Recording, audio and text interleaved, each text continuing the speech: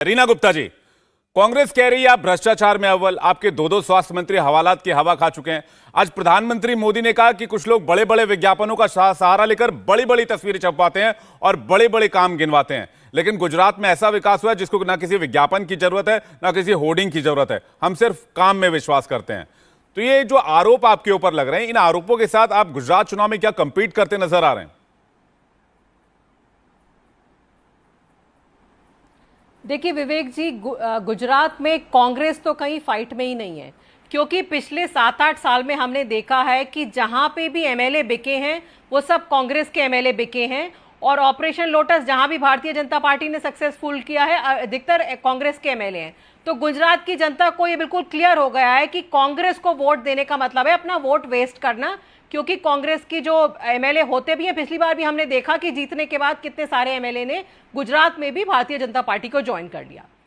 जहां तक भारतीय जनता पार्टी का सवाल है, 27 साल के भारतीय जनता पार्टी के कुशासन के कारण गुजरात बुरी तरह परेशान है। चाहे आप कोई वर्ग देख लीजिए, आप देखिए आजकल गुजरात में आए दिन हड़ताल हो रही है। कभी पुलिसकर्मी धरना पे बैठे हुए हैं, कभी मालधारी धरना पे बैठे हुए हैं, कभी सरकारी कर्मचारी धरने पे बैठे हुए हैं, और ये सारे इसके सारे जो ग्रुप्स हैं इनको सिर्फ आम आदमी पार्टी से उम्मीद है।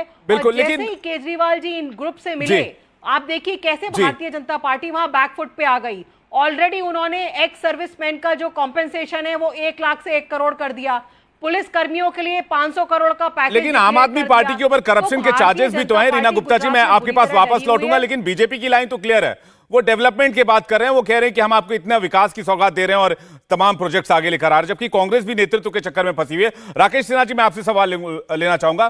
कांग्रेस इस वक्त नेतृत्व के चक्कर में फंसी हुई है, आम आदमी पार्टी के ऊपर करप्शन के आरोप लग रहे हैं, इस मामले में सीबीआई भी जांच कर रही है, लेकिन सवाल यह है कि क्या गुजरात में प्रधानमंत्री मोदी के सामने कोई चुनौती है? किसी दल की चुनौती नजर आती है आपको? देखिए, गुजरात को जो लोग जानते हैं और गुजरात को जिन लोगों ने देखा है और गुजरात को के लोगों की मानसिकता को जिन्होंने पढ़ा है, वो इस साफ तौर पर जानते हैं कि नरेंद्र मोदी जी के सामने गुजरात में कोई विपक्ष नहीं है। और जहाँ तक कांग्रेस और आम आदमी पार्टी की बात है, ये एक दूसरे के वोट बैंक को छीनने में लगे हुए हैं। मुझे 2 बातें बता देना चाहिए। एक पहली बात कि देखिए, किसी भी राज्य में एक बुनियादी परिवर्तन की बात होती है। इन्होंने ठीक कहा कि कांग्रेस को 1985 में वो 149 सीट्स आई थी, लेकिन कांग्रेस को यह भी देखना पड़ेगा कि 149 सीट्स कहाँ चली गई, क्यों चली गई। वही गुजरात आज़ादी के बाद 47 से लेकर कांग्रेस के शासन जो 149 सीट्स तक था 1995 में, तब तक गुजरात के कक्ष में पानी नहीं मिलता था। लोग 3 महीने पानी पीते थे, 9 महीने कच्छ छोड़ के बाहर चले आते थे। कक्ष में लोग क्यों जाते थे कि भारत पाकिस्तान की सीमा पर है, इसको देखने जा रहे हैं कि डेजर्ट है।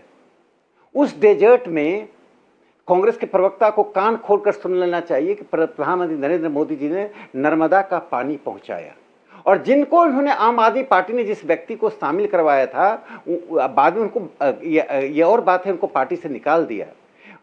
उन्होंने नर्मदा के पानी को वहां जाने का विरोध किया था, धरना दिया था। तो मैं पहली बात। दूसरी बात मैं कहना चाहता हूं, तो देखिए क्या परिवर्तन होता है। उस कक्ष में चावल का एक दाना बताता कि बुनियादी परिवर्तन किसको कहते हैं। कक्ष में 3 लाख मिल्क का प्रतिदिन प्रोसेसिंग होता है। कोई कल्पना कर सकता है जिस कक्ष में पानी नहीं, वहां 3 लाख लीटर दूध का प्रोसेसिंग हो। और एक और अंतिम बात मैं बता दूं, उस कक्ष में 30,000 मेगावाट का रिन्यूएबल एनर्जी का हाइब्रिड पार्क। ये सब पॉसिबल हुआ क्योंकि लीडरशिप क्लियर है। गुजरात में विकास नहीं हुआ। मैं रीना जी, मैं आ रहा हूं। ये सब पॉसिबल इसलिए हुआ क्योंकि लीडरशिप क्लियर है।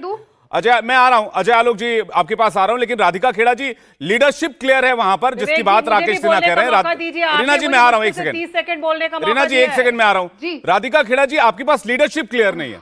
एक तरफ राजस्थान का मामला फंसा हुआ है, राजस्थान में आप सीएम तय नहीं कर पा रहे हैं, कांग्रेस का अध्यक्ष पद का कौन दावेदार होगा ये तय नहीं हो पा रहा है। तो चुनौती तो मुझे लगता है यहां पर सबसे बड़ी आपके सामने है, उसके बाद आपके साथ सामने स्टेट इलेक्शन है। तो दो बातें बहुत साफ कर देती हूँ। भाजपा के प्रवक्ता, संघ के प्रचारक थे, आज राज्यसभा के सांसद हो गए थे। उम्मीद किया था मैंने कि अब ये व्हाट्सएप फैक्ट्री की फेक न्यूज की से बाहर आ जाएंगे। आप कान खोल के मुझे सुनने के लिए कह रहे तो कान खोल के सर आप सुन लीजिए। लोकसभा चुनाव जब पिछले हुए थे तो कच्छ के ही रापड़नारा गांव था और रापड़नारा के पास दो और गांव थे जिन्होंने लोकसभा पोल्स बॉयकॉट कर दिए। जामनगर में दो गांव थे जिन्होंने लोकसभा पोल्स बॉयकॉट कर दिए। क्यों? पानी की वजह से। 28 साल से आप लोगों की सरकार है वहां पे, और 28 साल में अगर आप कच्छ में पानी नहीं बुला पाए हैं तो ये बात आके हमें मत ज्ञान दीजिए। कान खोल के आपको सुनना चाहिए कि 28 साल बाद भी गुजरात जैसी जगह में लोकसभा पोल बॉयकॉट करे गए हैं। वहां पे आप बात करते हैं मोदी जी विश्व प्रसिद्ध काम कर रहे हैं और उन्हीं के गुजरात में 4-5 ऐसी सीटें हैं जहां पे लोकसभा में वोट ही नहीं पड़े। कच्छ की 2 सीटें और पानी को लेकर याद रखिएगा, ये अगली बार मत बोलिएगा। और दूसरी बात, आप कहते हैं कि हमारे लीडरशिप क्राइसिस है। हमारे यहां पे बकायदा इंटरनल डेमोक्रेसी है और पोल्स हो रहे हैं, वोटिंग होगी, नॉमिनेशन होगा और ये आप सब लोग देखेंगे। मुझे बताइए जेपी नड्डा साहब को दोबारा जो ये अध्यक्ष बन गए कितनी वोट बनी? बताइए एमपी साहब। राधिका जी, तो अध्यक्ष कौन बनेगा? ये सवाल तो है ना। आप कह रहे हैं लीडरशिप क्राइसिस नहीं है, इंटरनल राधिका जी आप कह रहे हैं इंटरनल लोकतंत्र है, लीडरशिप क्राइसिस, इंटरनल डेमोक्रेसी है। 2 आदमी चाहते हैं और अच्छा, अध्यक्ष कौन बनेगा? बनाया जाता है। अध्यक्ष कौन बनेगा राधिका जी? अरे अभी तो आपको बताया, वहां पे नॉमिनेशन भरे जाएंगे, नॉमिनेशन के बाद चुनाव होगा और सबको पता चलेगा।